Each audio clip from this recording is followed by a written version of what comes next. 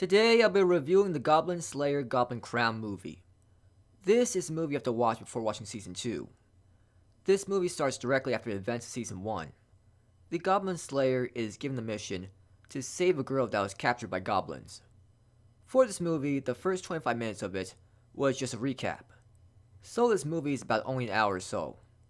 For how short it was decent enough but nothing really memorable. It's more of the same things we saw from Season 1.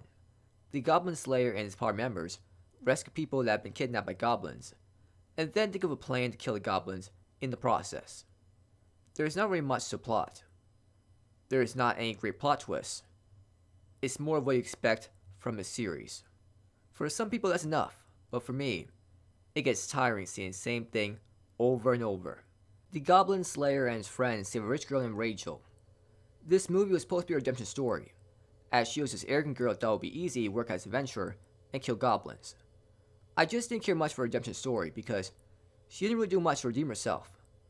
We see a flashback of how arrogant she was in the past.